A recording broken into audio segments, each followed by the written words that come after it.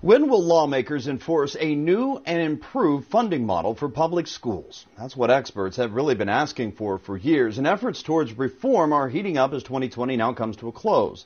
WCPO's Monique John spoke with experts about the enduring problems of what they call an unconstitutional system and what some state officials are trying to do about it. The reform for Ohio's school funding system that advocates in the state Supreme Court have been calling for could come in the form of House Bill 305. It gives us a blueprint for the future. That reform would look to reduce the school funding system's over-reliance on property taxes for revenue. If successful, the measure could eliminate the historically unequal learning environments across poor and wealthy neighborhoods. That's what makes this so exciting. Lawmakers are trying to get the bill passed by December. It would enforce a financial model identifying more precise costs for educating K-12 students throughout the state. But the new formula would also be able to predict with absolute certainty what a district's local capacity is to generate funding, and the state then fills in the rest so that we have a fair and equitable funding plan for each district in the state of Ohio. Lawmakers drafted the bill as a response to the landmark Supreme Court decision in DeRolf v. Ohio from 1997. It found the state's funding model for schools unconstitutional, a decision some experts interpret as a condemnation of Ohio's overdependence on property taxes to finance public education. It cited untenable conditions at facilities.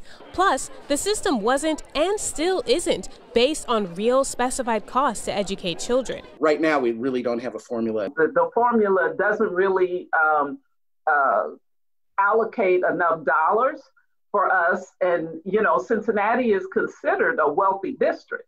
And so that formula sort of minimizes that the true picture of what's going on in Cincinnati with us being an urban core district. Consultant Howard Fleeter says districts seem to have been relying less on property taxes through levies since the decision, suggesting there has been improvement. But the lack of data on costs to teach children still means there needs to be massive change to school budgets soon. We're being funded at 2019 levels, minus some cuts that were made because of the COVID pandemic. So we're kind of back to square one on the adequacy issue, and the share of property taxes versus, local funding versus state funding is not very different now than it was in 1997. Representative Patterson has joined forces with State Representative Gary Scherer, as well as State Senators Peggy Lehner and Vernon Sykes, to champion companion bills in the House and Senate.